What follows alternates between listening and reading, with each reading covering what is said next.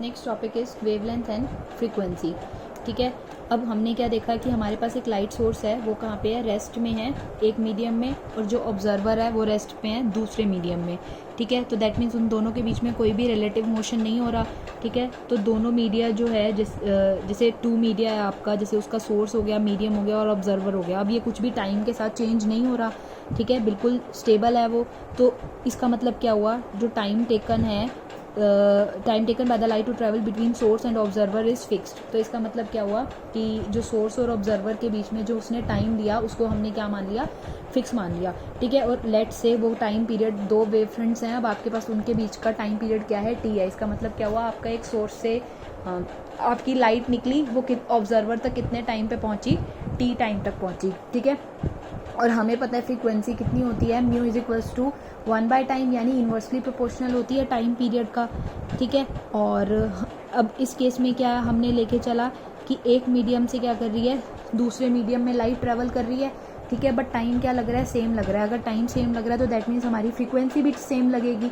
ठीक है, तो यानी μ1 किसके इक्वल हो जाएगा, μ2 के इक्वल हो जाएगा, हमारी फ्रीक्वेंसी सेम है। अब आपका फॉर्मूला पता है, ठीक है, रिफ्रैक्टिव इंडेक्स का, यानी एक, अब मीडियम दो अलग अलग हैं, हमने क्या लिया था, एक मीडियम में सोर्स है, दूसरे मीडियम में ऑब्जर्वर है, बट उनके बीच में कोई रिलेटिव मोशन नहीं है, मतलब दोनों रेस्ट में है वो अपने अपने मीडियम में, इसीलिए टाइम सेम लग रहा है। ठीक है, म्यू कितना होता है, μ2 बाई μ1 होता है, और म्यू का फॉर्मूला स्पीड के साथ पता है, is equals to c by v होता है आपका।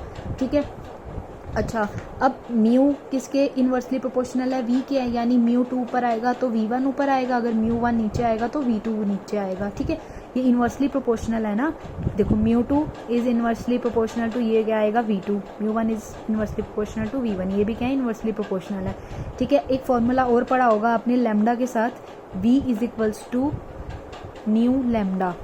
ठीक है, ये क्या है, v वेलोसिटी, ये क्या है, न्यू फ्रीक्वेंसी, ये क्या है, लैम्डा वेवलेंथ।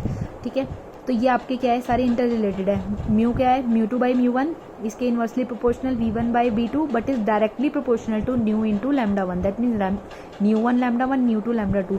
बट आपने क्या देखा, μ1 μ2 सेम है इस केस में, क्योंकि टाइम सेम है। ठीक है, तो ये क्या हो जाएंगे, कैंसिल आउट हो जाएंगे, तो बचेगा क्या आपके पास, लैम्डा वन लैम्डा टू। ठीक है, अच्छा, अब इसका मतलब क्या हुआ कि आपकी जो वेवलेंथ है वो डायरेक्टली प्रोपोर्शनल है फेज स्पीड के, बट इन्वर्सली प्रोपोर्शनल है आपका रिफ्रैक्टिव इंडेक्स के। ठीक है, यानी आपकी जो लैम्डा की वैल्यू है, ठीक है, वो इन्वर्सली प्रोपोर्शनल तो हो जाएगी रिफ्रैक्टिव इंडेक्स के। ठीक है, ये देखो, ये इन्वर्सली प्रोपोर्शनल है ना आपकी, यानी लैम्डा वन ऊपर है तो आपका μ2 ऊपर है। ठीक है, ये क्या हो गई, इन्वर्सली प्रोपोर्शनल हो गई, बट डायरेक्टली प्रोपोर्शनल किसके हो गई, स्पीड के। ठीक है, ये आपकी क्या थी, आपकी फेज स्पीड थी, उसकी क्या हो जाएगी, आपकी डायरेक्टली प्रोपोर्शनल हो जाएगी। ठीक है, लैम्डा की वैल्यू देखो, लैम्डा वन लैम्डा टू, μ1 μ2 तो काट दो, अब हमारे पास बचा क्या, μ2 by μ1 is equals to v1 by v2 is equals to lambda one by lambda two. That means directly proportional हो गई v के, और अगर इसको हटा दो तो इन्वर्सली प्रोपोर्शनल होगी, लैम्डा वन ऊपर है तो लैम्डा टू, यानी ये इन्वर्सली प्रोपोर्शनल है। ठीक है, अब हमने क्या ले लिया, स्पीड ऑफ लाइट वैक्यूम में ले ली, लैम्डा क्या ले लिया, वेवलेंथ ले ली वैक्यूम में, v क्या ले ली, वेलोसिटी ऑफ लाइट ले ली मीडियम में जिसका रिफ्रैक्टिव इंडेक्स है म्यू, लैम्डा डैश क्या ले ली, wavelength of light in this medium. ठीक है, वैक्यूम में c कंसीडर कर लिया, लैम्डा वेवलेंथ वैक्यूम में कंसीडर कर ली। अब कोई मीडियम लेके चल रहे हैं म्यू, उसमें वेलोसिटी v ले ली, इसमें c ली थी, वेवलेंथ इसमें लैम्डा ली थी वैक्यूम में, इस मीडियम में लैम्डा डैश ले ली, न्यू क्या ले ली, फ्रीक्वेंसी ऑफ लाइट, न्यू इसीलिए ले लिया क्योंकि हमें पता है टाइम सेम है, तो न्यू क्या हो जाएगा, दोनों केसेस में सेम हो जाएगी। ठीक है, अब इसको जैसे पहले लिखा था इसी टर्म्स में लिखेंगे। इस केस में क्या आया था आपका lambda one by lambda to, अब इस केस में हमने क्या लिख दिया, लैम्डा बाई लैम्डा डैश लिख दिया। ठीक है, तो यहाँ से आपका लैम्डा डैश क्या आ गया, यानी आपका मीडियम में जो लैम्डा होगा वो किसके इक्वल होगा, लैम्डा बाई न्यू के इक्वल होगा। ठीक है, इसका मतलब क्या हुआ, अगर रिफ्रैक्टिव इंडेक्स आपका बड़ा होगा मीडियम में, तो ये मीडियम का था ना, अगर इसका मतलब क्या हुआ, अगर आपका मीडियम में रिफ्रैक्टिव इंडेक्स बड़ा होगा तो आपकी जो वेवलेंथ की वैल्यू होगी मीडियम में वो छोटी होगी। This is very important relation, you have to remember this. ठीक है, अब क्या नेक्स्ट स्टडी करेंगे, behaviour of a prism lens and spherical mirror towards plane wave front. ये आपका प्रिज्म था, ठीक है, ये आपका एक वेव फ्रंट था, अब ये कैसे बिहेव करेगा। अब हमने क्या पढ़ा था, टाइम हमेशा क्या लेगा, ये चाहे मीडियम चेंज हो जाए, अब ये रेयरर मीडियम है, ये डेंसर मीडियम है, मीडियम चेंज हो जाए बट टाइम आपका सेम रहेगा। ठीक है, टाइम सेम रहेगा अगर आपका बट मीडियम के अंदर स्पीड तो डिफर करेगी ना, ठीक है। अब बी सी मीडियम है, ठीक है। यहाँ पे सपोज करो स्पीड क्या है, C1 है, इस केस में स्पीड क्या है आपकी, C2 स्पीड है, ठीक है। तो ये यहाँ से यहाँ C2 ट्रैवल करने में इसको कितना डिस्टेंस लगेगा, C2t लगेगा इसको डिस्टेंस। अब रेयरर के अंदर अब डिस्टेंस क्या है, हमारा इस केस में डिस्टेंस वेरी कर जाएगा, ठीक है। क्यों, क्योंकि हमारी स्पीड वेरी कर जाएगी, बट हमारा टाइम क्या रहना चाहिए, सेम रहना चाहिए, ठीक है। अब ऐसे ही अगर हम रेयर के केस में देखेंगे तो इस केस में हमारा डिस्टेंस बढ़ जाएगा, क्योंकि हमारी इस केस में स्पीड ज़्यादा होती है बट टाइम क्या है, टाइम अभी भी सेम है, तो इसलिए डिस्टेंस की वैल्यू क्या हो जाएगी, बढ़ जाएगी, ठीक है। और हमें पता है टाइम का फॉर्मूला क्या होता है, डिस्टेंस क्या होता है, स्पीड इनटू टाइम। तो यहाँ से टाइम क्या निकाल सकते हो, डिस्टेंस बाय स्पीड निकाल लोगे, ठीक है। डिस्टेंस कितना हुआ फर्स्ट के केस में, KA + AL over velocity of light in air, क्योंकि इस मीडियम के अंदर तो एंटर कर ही नहीं रहा ना, ये एयर में ही जा रहा है, देखो यहाँ से गया, यहाँ से एयर में चला गया, ठीक है। इस केस में क्या हुआ, BC over velocity of light in prism material, ठीक है। तो इसका मतलब क्या हुआ, हमारा इसके अंदर टाइम सेम रहता है, different part of the wave front travel different thickness. अब ये भी बात हुई, डिफरेंट थिकनेस में से जाना पड़ेगा, ठीक है। यहाँ से थिकनेस ज़्यादा हुई, ठीक है, फिर ऊपर थिकनेस कम हो रही है, ठीक है। इसका मतलब क्या होगा कि एयर में भी ट्रेवल कर रहा है और मीडियम में भी ट्रेवल कर रहा है, ठीक है। Maximum at the bottom and minimum at the top, ठीक है। इसका मतलब क्या हुआ, ये क्या करेगा, आपका जो ट्रैवल करेगा सबसे ज़्यादा ट्रैवल करेगा, ठीक है। मतलब यहाँ पे क्या करेगा, इसका डिस्टेंस क्या हो गया, कम हो गया, क्योंकि स्पीड ऑफ लाइट यहाँ पे कम हो जाएगी, ऊपर स्पीड ऑफ लाइट क्या हो जाएगी आपकी, ज़्यादा हो जाएगी।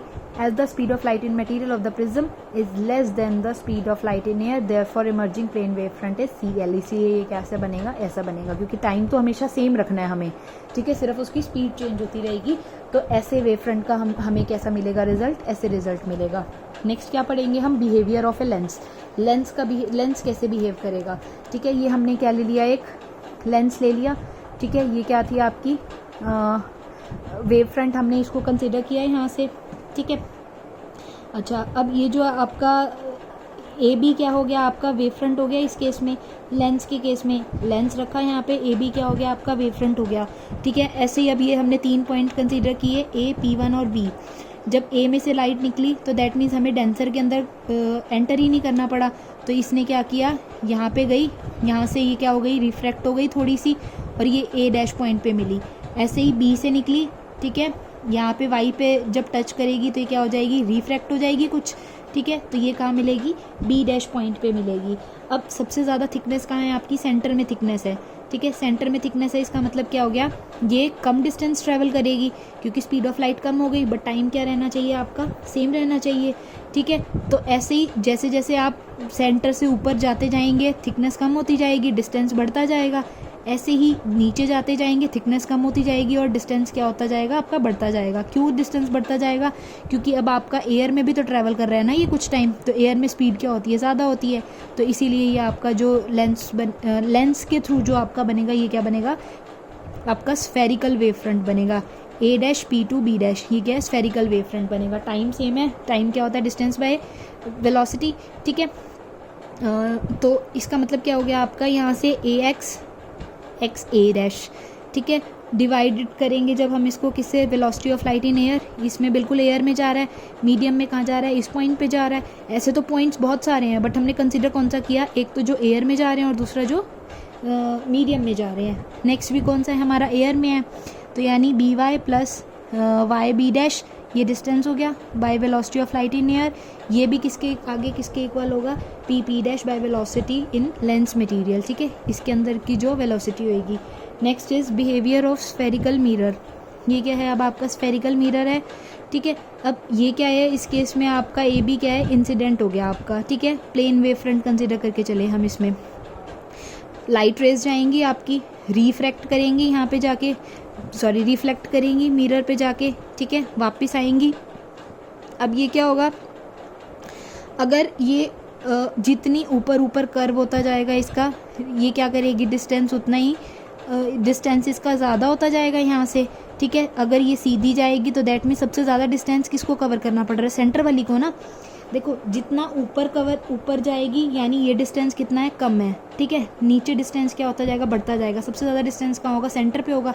तो मीन्स टाइम सेम है ठीक है। अब टाइम क्या है आपका सेम, टाइम अगर सेम ले रही है तो दैट मीन्स ये वापसी में कम डिस्टेंस ट्रैवल करेगी ना सेंटर वाली लाइन, क्योंकि इसका डिस्टेंस क्या हो गया, ज़्यादा हो गया। तो दैट मीन अगर टाइम सेम है तो दैट मीन्स वापसी में कम डिस्टेंस होगा। अगर इसका डिस्टेंस कम है तो यानी रिफ्लेक्ट करके ज़्यादा टाइम तक आगे आ जाएगी, ठीक है। तो इसलिए इसका क्या बनेगा आपका, स्फेरिकल ही बनेगा आपका, ठीक है। कन्वर्जिंग के केस में क्या बन गया आपका, sorry, this accounts for the converging action of A concave mirror. ये हमने क्या लिया, एक कॉनकेव मिरर लिया था यहाँ से, ठीक है।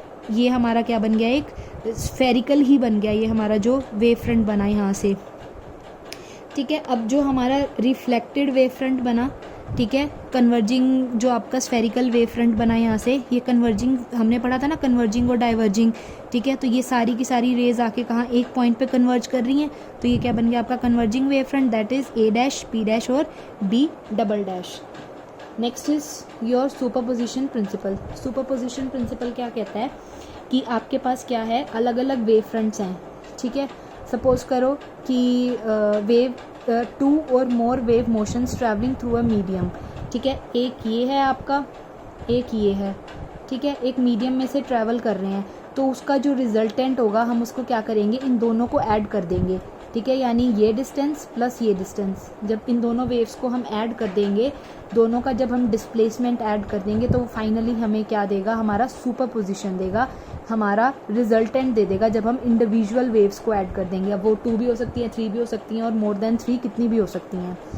When 2 or more wave motions traveling through a medium superimpose on each other, ठीक है, एक दूसरे के ऊपर आएगा, a new wave is formed, एक नई वेव बन जाएगी। अब हम क्या करेंगे, इन दोनों को हटा के एक फाइनल रे बना देंगे जिसका क्या हो जाए ऐसे, ठीक है। At any instant is equals to the vector sum. अब इनका क्या लेंगे, वेक्टर, नॉर्मल एडिशन नहीं करना, हमने क्या लेना है, इसका वेक्टर सम लेना है, ठीक है। अब सपोज करो दोनों पॉजिटिव डायरेक्शन में जा रही हैं, एक ऐसे जा रही है, दूसरी आपकी ऐसे जा रही है, तो यानी जब इसका वेक्टर सम करोगे तो इसका रिजल्टेंट हमेशा ज़्यादा आएगा। अगर सपोज कर लो एक ऊपर जा रही है, ठीक है, एक वेव